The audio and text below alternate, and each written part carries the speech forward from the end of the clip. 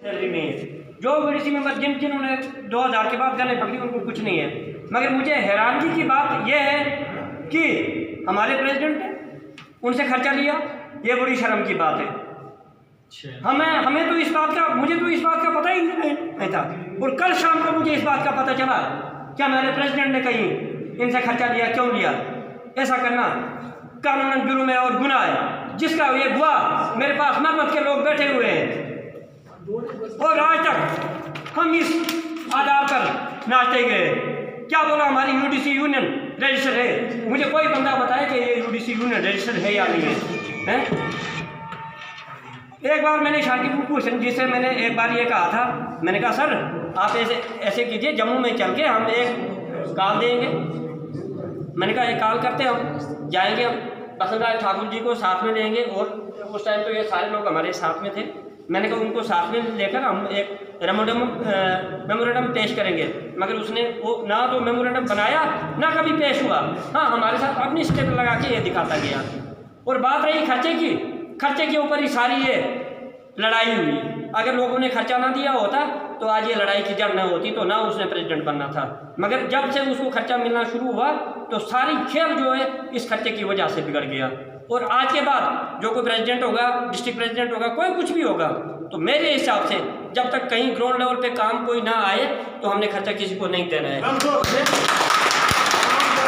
और तब तक मैं भी चैन की सांस नहीं लूँगा जब तक वीडीसी मेंबर को तनख्वाह नहीं लगेगी, चाहे मुझे अपना घर क्यों नहीं बेचना पड़ेगा या कुछ भी क्यों नहीं करना पड़ेगा। मेरे साथ बड़े बड़े लोग बैठे हुए हैं, बसंत राय ठाकुर जी है, शंकर सिंह जी है, सुदर्शन जी है, रतन जी है, अपने सुदर्शन जी हैं, ऐसे ऐसे अच्छे लोग हैं, मरमत के लोग हैं, गोवा मरमत के मलवाना के लोग हैं, और आपने जसवंत जी हैं। कभी भी मैं इस बात को कभी पीछे नहीं हटूंगा। और वीडीसी की है, एसपीओ की जो तानाशाही है इसको बंद कराएंगे, और वीडीसी की जो पुरानी जो सैलरी है इसको लेकर छोड़ेंगे, इसको कभी भी माफ नहीं करेंगे। बाकी रही बसंत राय ठाकुर साहब ने थोड़ी आस्ता आस्ता धीमी आवाज़ में बात बोली है, मगर सच्चाई क्या होती है? कड़वी होती है।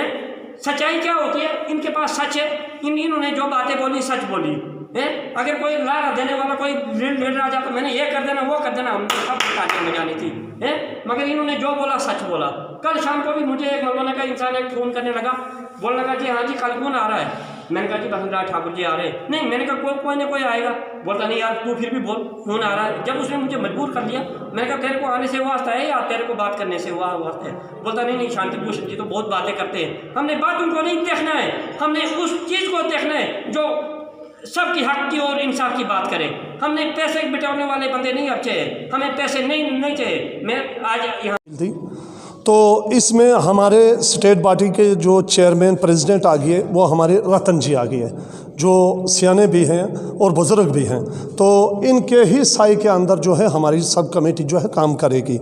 इसके बाद महबूब अहमद मलक जो मेरा नाम है, मैं भी आया हूं, और इसके बाद शंकर सिंह हैं और सुरेश जी हैं और हरि कृष्ण जी हैं। ये कमेटी जो है स्टेट बॉडी की तश्कील दी गई, और इसके बाद जो है डिस्ट्रिक्ट बॉडी भी तश्कील दी गई, और इसमें और भी मज़ीद लोग जो हैं उनकी भी शिरकत करनी है। इसके लिए यह है कि हम गवर्नमेंट से ये चाहते हैं कि हम इंसाफ चाहते हैं कि अगर 1996 या 1994 से जिन लोगों ने राइफलें पकड़ी हैं उन पे इंसाफ किया जाए। इंसाफ क्या किया जाए कि जब यहाँ मिलिटेंटों का गढ़ होता था, मिलिटेंटों का कब्ज़ा होता था, मिलिटेंट जो है जो गवर्नमेंट की प्रॉपर्टी स्कूल बिल्डिंग है जो जलाते थे, और उस वक़्त जो है यहाँ कंट्रोल जो नहीं होता था, और गवर्नमेंट ने जो है वीडीसी दी, तो वीडीसी वालों ने जो है इस स्टेट के अंदर जो है कब्ज़ा किया और मिलिटेंसी का जो है ख़ात्मा किया। वो जो है वीडीसी के ज़रिए से हुआ। लिहाजा हमारी गुजारिश है गवर्नमेंट से कि जो तनख्वाह वीडीसी वालों को है वो एसपीओ जो है उड़ा ले रहे हैं, लिहाजा वो उन मेंबरों के खाते में भी दी जाए। जिन मेंबरों को पैसा नहीं है उनके बच्चे जो है फाके मर रहे हैं, भूखे मर रहे हैं, उनको कोई जो है उनके पास कोई सोर्स नहीं है, उनके पास कोई इनकम नहीं है, जिन्होंने 20 साल 25 साल से जो है राइफल पकड़ी है। गवर्नमेंट के पास कानून एक है। उसके बाद दूसरी वीडीसी का मसला है, उसमें मैं भी हूँ कि विदाउट पे, एक पे नॉन पे और एक पे वाली है। हमारी वीडीसी जो है 400 कुछ वीडीसी जो है डिस्ट्रिक्ट डोडा के अंदर है जिनको तनख्वाह नहीं है। मेरी गवर्नमेंट से गुजारिश है कि उनकी भी तनख्वाह रिलीज़ की जाए और इसके साथ में गरीबों पे जो है इंसाफ किया जाए। ज़्यादा टाइम ना लेते हुए, जो पैसे दिए, हाँ, जो पैसे हमारे जो पहले यहाँ प्रेसिडेंट हैं शांति भूषण जी, मैं उससे ये कहता हूँ कि वो पैसे फ़ौरन से फ़ौरन हमारे लोगों को वापस दिए जाएं। अगर वो लोगों को पैसे वापस ना देगा तो हम उनको एक अल्टीमेटम देते हैं, हमारी कमेटी जो है उनको अल्टीमेटम देती है कि 1 हफ्ते के अंदर अगर वो पैसा लोगों को वापस नहीं देंगे तो उनके खिलाफ जो है हम कानूनी कार्रवाई करेंगे। खुदा के ही रहेंगे, ये कोई आज की बात नहीं है। हम बहुत पुराने लोग हैं। हमारे इस वक्त हमारे स्टेट के जितने भी ओहदेदारान हैं, जितने भी हमारी इस भाजपा को चलाते हैं, ये सब जानते हैं कि ये लोग जो है बहुत पुराने हैं। हमें फसली बटेरों की इस यूनियन में कोई ज़रूरत नहीं है, जो आए फसल बटोरे और चला जाए। और इस वक्त फ़ोन तक नहीं उठाया जाता।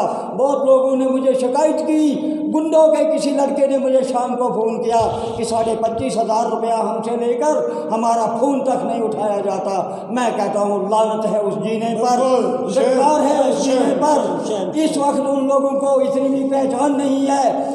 रही बात हमारी बॉडी की, ये बॉडी चलेगी, हम चलाएंगे और चला कर दिखाएंगे।